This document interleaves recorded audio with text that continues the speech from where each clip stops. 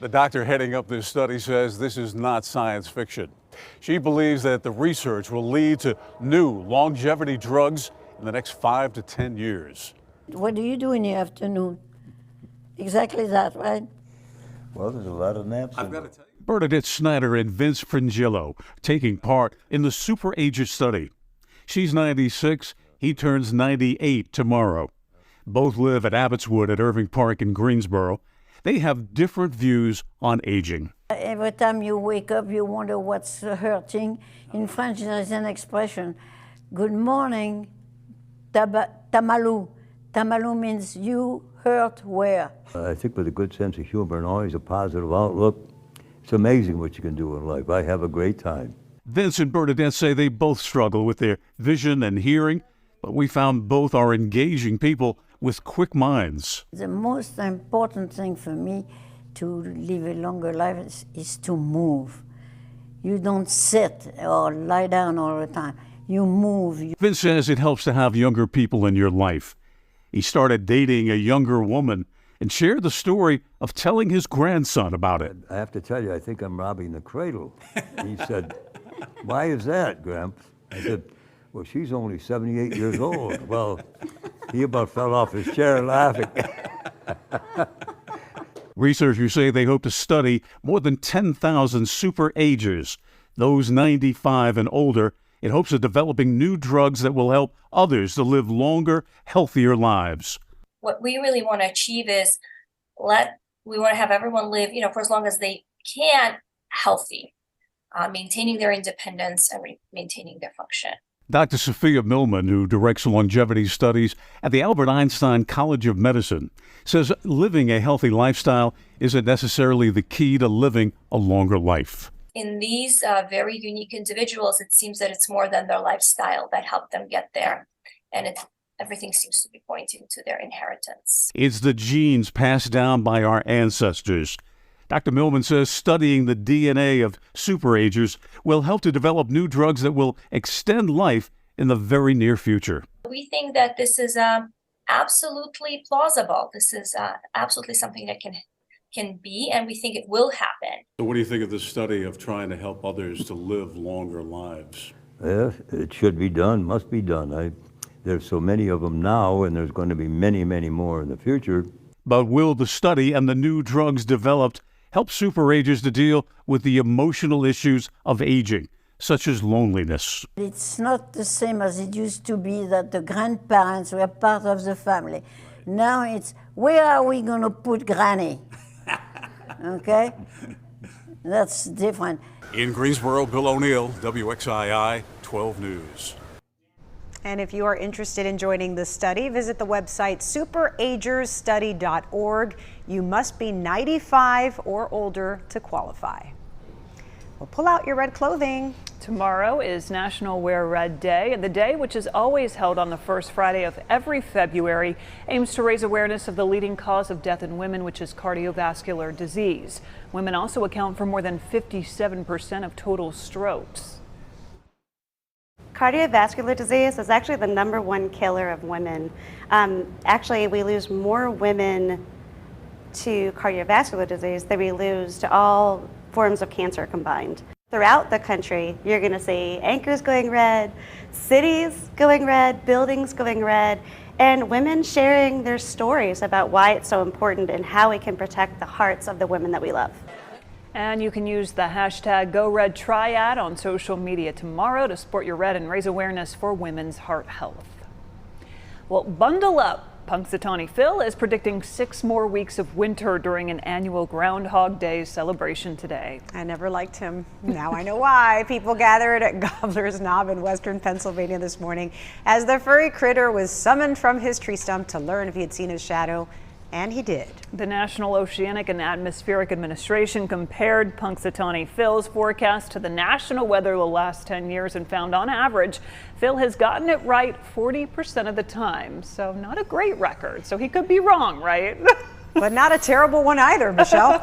We like to prove him wrong, right? We would love to see some spring-like weather return tomorrow, but we've got those chilly weather conditions for you, and dry air is out there for you too right now. So Greensboro, 42 degrees, and you've got some rain on the camera still. You're looking at temperatures out there in those 40s. You're at 38 degrees in Jefferson, 37 in Sparta. So we're close to seeing those low to mid 30s by early tomorrow morning, but the rain should be ending by then. So very likely you're not going to have to deal with much else out there. You've got those temperatures at 42 degrees in Liberty at this hour, 41 in Pittsboro. We will have to deal with the winds starting to increase. And as the winds increase, it'll help to mix the air at the surface. It may keep temperatures just above the freezing mark for the Trident foothills as the rain showers have ended, but it will make for good wind chills tomorrow morning. So teens for feels like temperatures in the mountains for the foothills and Triad. You'll also have the impact of the winds starting to increase for you. Scattered showers from Greensboro, High Point through Lexington and Wilkesboro. Rainfall totals in the last 24 hours anywhere from about 1/10 of an inch all the way up to a little over 1/4 of an inch for the folks in the Triad. And over the last 3 days, so taking you through the end of January now into the beginning of February with some good totals anywhere from about 3/4 of an inch all the way up almost to an inch in eastern parts of Asheboro. We're looking at 27/100 of an inch today, and so far year to date since we started 2023, we're above normal by more than an inch. So rainfall this week certainly helping with that, but we'd love to see the sunshine, and it does come out for you tomorrow. Highs yesterday 53. We're some 10 degrees colder today. Tomorrow, not much better. We've got those showers right now on this really alleyway of rain that's going to move across the south, and eventually as it rolls out later tonight, our weather impact will drop. But we first have those showers. Some patchy dense fog may form in between before this front slides in and the rain ends. So we'll see the fog and then the winds pick up after that. So it makes for wet evening roads, and it also means that your morning commute tomorrow should be a little bit clear, except dealing with the fog until those winds pick up. We've got temperatures down in the low 30s to 20s. In the mountains, the wind chill values will be in the teens, gusty winds there. In the Piedmont from 34 to near 43, we've got some sunshine for you later in the day, so we clear out pretty quickly. It looks like middle of the morning, we kick out the clouds, the winds come up, and gusts could be as high as 25 miles an hour from the foothills into the Triad. So 32 near the freezing mark. I do want you to watch on the steps and the sidewalks for any slick spots there. Breezy though for you, it'd take you up to 42 degrees, and then we drop you right back down. So it's an early afternoon high temperature that we see, and temperatures in the mountains holding steady, possibly not even making it up to freezing tomorrow. We're at 26 tomorrow morning and then bringing you back to near 30. So just below freezing for afternoon highs. You're going to feel like the teens much of the day as well. And here's that hour by hour forecast showing you the clearing that happens very quickly tomorrow. We take you into the afternoon with those upper 30s and low 40s, and temperatures really continue to plummet after the 4 o'clock hour. We get you into the 20s and teens by early Saturday morning. We're forecasting about 19 degrees in the Triad for Saturday morning as winds drop off. Saturday afternoon, it's chilly. We're in the 40s, and by Sunday, we end on a near normal note. We've got temperatures with clouds in the mix back into the low 30s, so at least we're out of the teens by Sunday morning. Quick hit of wintry-like temperatures without the precipitation this time around for Saturday morning. Temperatures down to 40. It's about 10 degrees below where we want to be. 51 on Sunday takes us back to normal, and upper 50s to near 60. My nicest day of next week could be Wednesday. Even though we talk about clouds, we've got 65 on tap. All right, Michelle, thank you. Checking traffic now. Here is a live look. This is I-40 at Highway 29 in Greensboro, where traffic is moving quite well at 422. Coming up, President Biden meets with members of the Congressional Black Caucus as calls for police reform grow. What came out of the meeting, and is any progress being made on legislation? But first, check your pantries why these canned meat products are being recalled right now.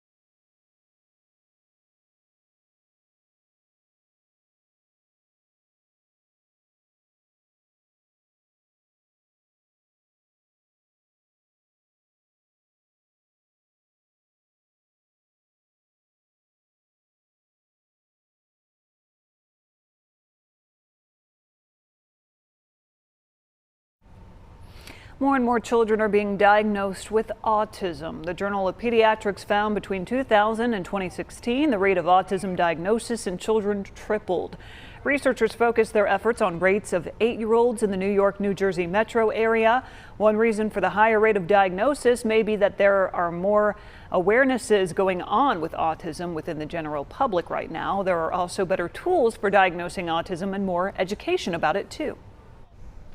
A recall that could impact your dinner plans. Conagra is recalling more than 2.5 million pounds of canned meat and poultry because they may be spoiled due to issues with packaging. The recall primarily affects goods sold under the Armour brand, including Vienna sausage and chicken Vienna sausage.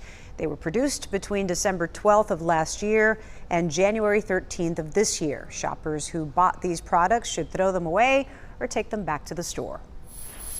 Astronauts at the International Space Station participated in another spacewalk today. They suited up this morning to continue work installing mounting brackets for the solar upgrades. 4 of the 6 new planned solar arrays have been installed so far, and once all 6 are in place, NASA says they will boost the space station's power supply by up to 30%. People screaming, punches thrown, and a man dead, all during a middle school basketball game. The message administrative leaders have for parents and students who were involved. Plus, a new poll says Americans are not satisfied. The issues behind it all coming up next.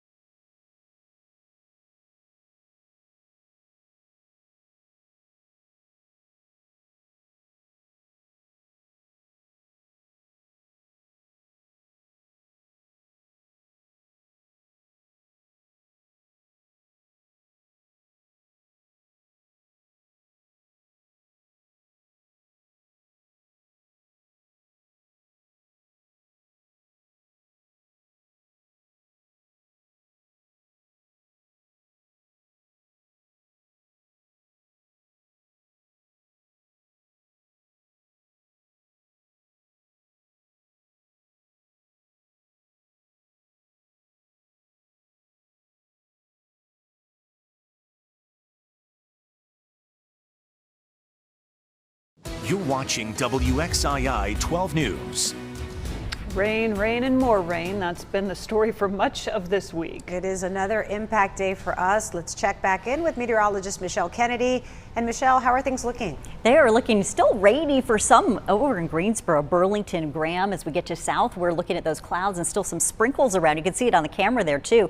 Roads, though, are going to start to dry up pretty quickly as we head into the evening hours. Winds out of the southwest at about 8 miles an hour right now, and it's chilly out there. We've got temperatures in the 30s and 40s for you from the mountains to the Triad. Lingering evening showers in those chilly 30s will set us up for some cold wind chills tomorrow morning, and then it's gusty tomorrow. Tomorrow we can't escape the wind. It's going to feel pretty cold out there. We've got dry and warming conditions by Sunday, so that's something to look forward to, but it is chilly in between. So scattered showers right now beginning to lift out of Huntsville and Alabama. You can see most of this is though trending to the east rather than lifting north right now. So the pattern is to take some of these showers just to our south and east. You might get clipped by a few more showers from Greensboro through Pleasant Garden and High Point. These have already started to lighten up. So we're looking at rainfall totals from now until late tonight, another 1/10 to 1/1500ths of an inch possible. So wet roads, but no major issues except some ponding shown where we had some of the heavier showers near the Pleasant Garden area just within the last hour. You're seeing temperatures here hour by hour, taking you down into the 30s overnight. Some heavier pockets of showers, maybe one last one around through early tomorrow morning. And then we see those temps down into the low 30s tomorrow as the winds are beginning to pick up. This does mean clearing. The sunshine is at least returning for you on your Friday. We have more on that and a look ahead to your weekend. It's coming up. And the Northeast will be dealing with extremely frigid temperatures this weekend. Some could be as low as negative 50 degrees. Meanwhile, the South is still struggling with ice as they try to thaw out. Dan Sheneman reports. The Deep South in a deep freeze. I got stuck like 5 times already. Ice has coated the region from Texas to Tennessee. Hundreds of thousands left without power. At airports, thousands of flights canceled this week. The staff at one Texas hospital volunteered to spend the night there to make sure they can care for patients. So even if it means inconvenience for a night or 2 or 3, our staff, have very committed to the care of our patients. And driving has been perilous. Terrifying. We seen 2 cars stopped at the street. One car swerved and almost hit us. The roads have even been fatal. A rollover in North Texas claimed the life of a high school student. And while much of the South is expected to get a break this weekend, a blast of Arctic conditions will grip the Northeast. A 2-day cold snap is expected in states including Maine and Massachusetts. And for everyone who has grown weary of winter, the world's most famous forecaster delivered some bad news. I see a shadow on my stage. And so, no matter how you measure, it's 6 more weeks of winter weather. So, bundle up and make the best of it. Dan Sheneman, NBC News. And now let's get you caught up on the top stories and headlines we are following this afternoon. A Winston-Salem Forsyth County school volunteer coach is accused of having sexual contact with a student. Brandon Mock served as a volunteer basketball coach at Glen High School in Kernersville. The school's SRO received a tip Monday that he was sending inappropriate messages to a juvenile. According to court documents, the incident happened in November of last year. Mock appeared in court this morning and bonded out with $15,000. The company Collins Aerospace is closing its West Point facility here in Winston-Salem. According to a statement released by the company, they will consolidate operations to another Winston-Salem location on Fairchild Road and to its location in Ireland. Collins Aerospace provides services and resources for businesses and commercial aviation, military, helicopters, and airports. This will impact roughly 195 positions at the facility. The company says it will begin layoffs on or around March 31st and stop operations around June 30th. The sheriff's office needs your help finding a man accused of vandalizing the Randolph County Courthouse in Asheboro. This happened Sunday on Salisbury Street. Video shows the suspect walking across the parking lot for the courthouse from the left side of your screen there. He is accused of throwing rocks through courthouse windows and damaging other things in the area as well. Anyone with information should call the sheriff's office. A man is dead after a brawl breaks out at a boys' basketball game in Vermont. The whole ordeal captured on camera Tuesday night. Video shows parents on the court screaming and throwing punches while 7th and 8th grade boys played basketball. Even 2 players joined in the fight in the middle of the court. A 60-year-old man was taken to the hospital where he did die from his injuries. The executive director of the State Principals Association reminds fans that it's a privilege to be at a game, not a right. Spectators have an obligation to behave appropriately, that student athletes are participating in these contests and it's for educational purposes. It's not for the adult entertainment. And we ask all attendees at these events to please behave in an appropriate manner. And if they can't do so, they not only can be barred from the events, but they also can face criminal charges. Police have not said how the man was injured in that fight. A medical examiner will determine a cause of death. A California judge ruling that Pacific Gas and Electric will face trial for manslaughter over its role in a 2020 wildfire in Northern California that killed 4 people. PG&E is facing 11 felony and misdemeanor charges, including involuntary manslaughter and recklessly starting a fire. 20 other charges have been dismissed. The company pleaded not guilty to the charges last June. As calls for justice and police reform grow, President Biden is meeting with members of the Congressional Black Caucus to negotiate national law enforcement changes. NBC's Drew Petrimo reports from Washington. You're doing it with your service. President Biden today at the National Prayer Breakfast calling for unity and justice. My message to all of you and to the nation is we go forward. We go forward together. His words come after an emotional funeral for Tyree Nichols, a Memphis father who died after being beaten by police. And amid the pain, there was a promise. His legacy will be one of equal justice. It will be the blueprint going forward.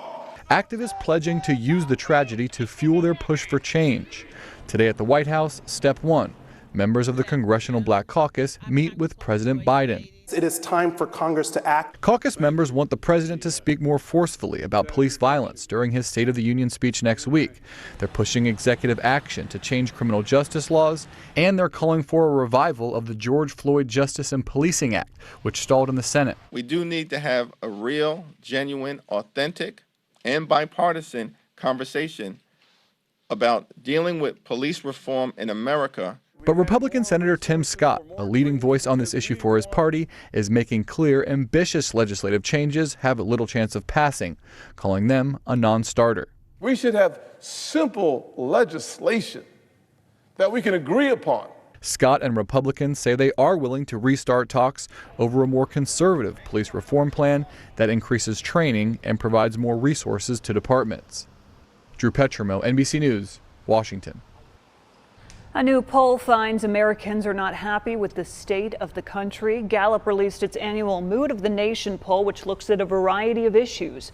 On average, only about 36% of people surveyed said they were satisfied with policy issues spanning all aspects of government.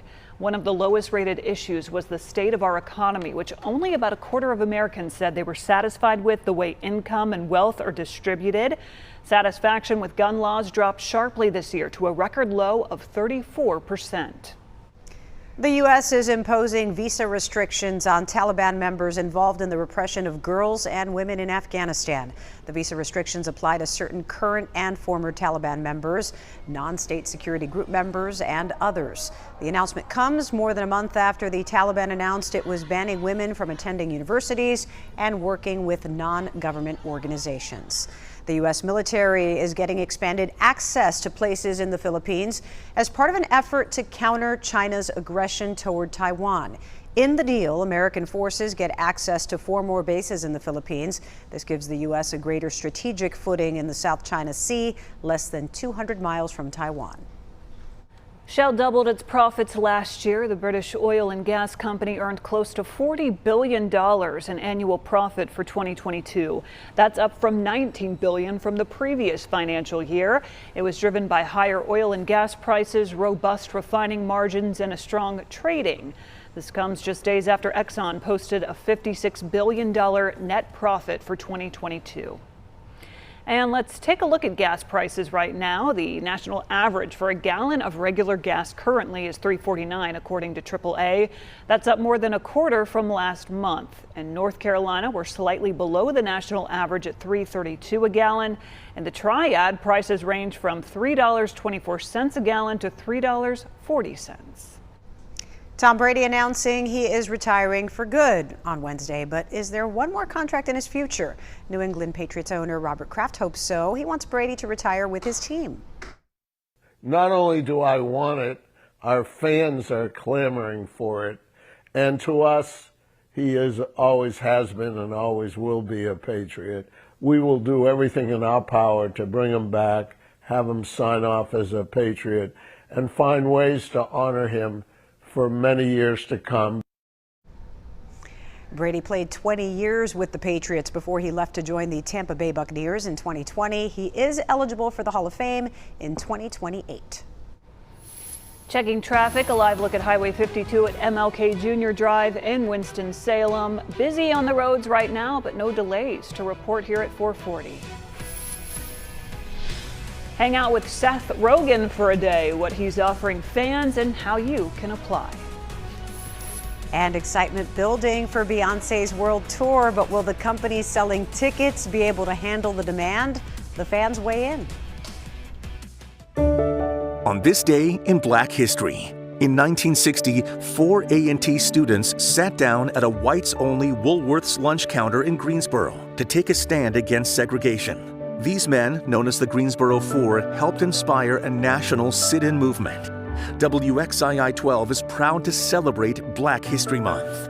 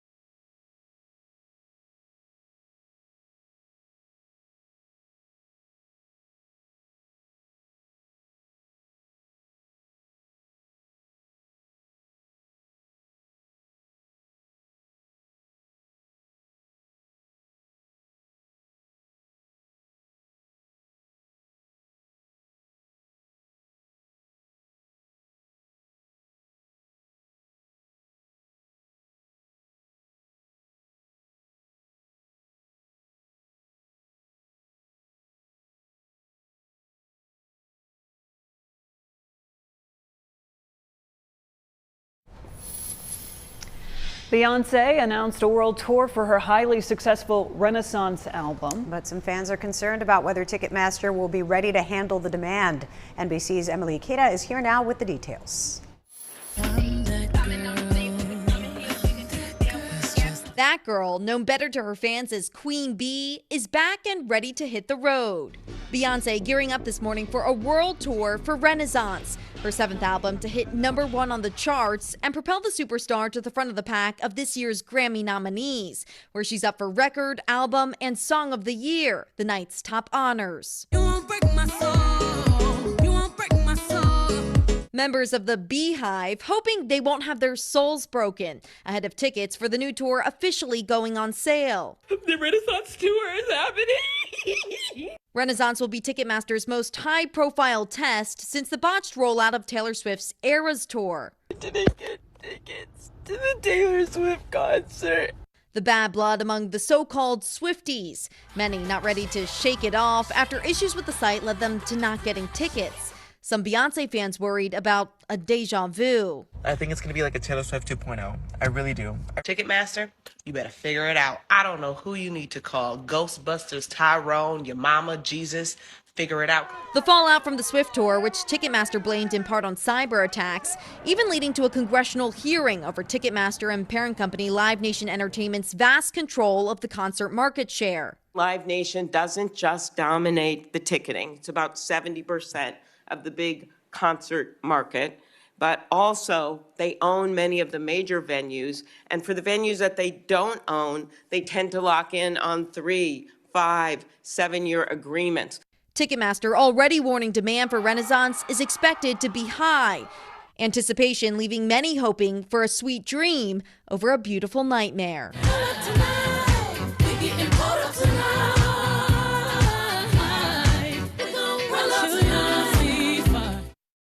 And that was Emily Ikeda reporting. Now, Beyoncé will make a stop in Charlotte on that tour. She will perform at the Bank of America Stadium on August 9th. Pre-sale tickets go on sale next week on Monday. Actor Seth Rogen offering fans a chance to hang out with him. The actor is renting out his space in Los Angeles on Airbnb. He is offering to throw some pottery with the renter and promises a well-stocked fridge. This costs just $42 a night. The space is available for 3 single nights, February 15th, 16th, and 17th. Airbnb will open reservations for the space at 1 o'clock next Tuesday. It seems so cheap, $42 a night.